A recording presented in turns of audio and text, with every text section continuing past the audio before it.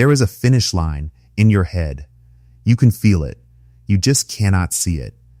And you have been sprinting towards something that was never actually drawn by anyone, ever. Here's the specific reason you wake up feeling behind, even when your life by any objective measure is completely fine, and why the solution has nothing to do with working harder, moving faster, or catching up to anyone.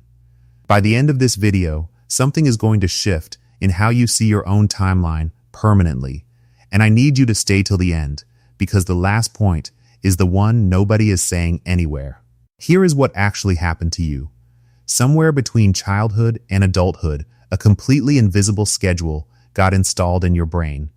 Degree by this age. Job by this age. Relationship by this age. House by this age. And you never consciously agreed to that schedule. You never sat down and decided those were your terms. You absorbed them. From parents, from culture, from watching people around you, from social media, until they felt like your own thoughts. Until missing one felt like failing. Psychologists call this a social clock, a term coined by sociologist Bernice Neugarten in the 1960s, who found that every culture installs an invisible timeline of when life events are supposed to happen. And the research shows something deeply important.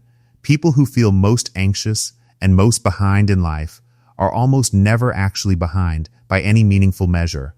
They are simply off schedule from a clock they never consciously chose to follow. Read that again slowly.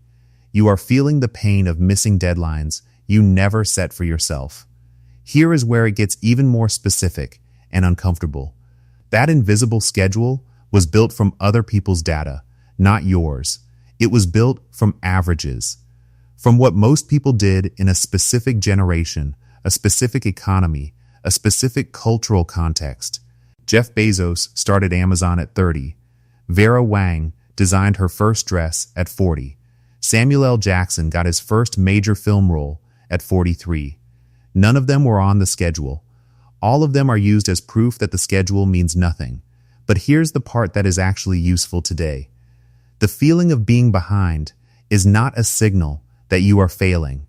It is a signal that you are measuring yourself against a timeline that was built for someone else's life. And every single day you spend measuring yourself against that invisible borrowed clock is a day you spend running someone else's race with your own legs and wondering why it feels so wrong. The shift is not motivational, it's architectural. You need to consciously design your own timeline from scratch, based on your values, your starting point, your specific circumstances, and what you actually want your life to look like. Not what looks good from the outside, not what hits the cultural checkpoints, what is actually true for you. Take out your phone right now and answer 3 questions honestly. What do I actually want? Not what looks impressive. What do I actually want? What is genuinely in my way right now? And what is one thing I can do this week that is on my timeline, not someone else's? Those 3 answers are the beginning of a race you might actually want to run, because you were never behind. You were just on the wrong track.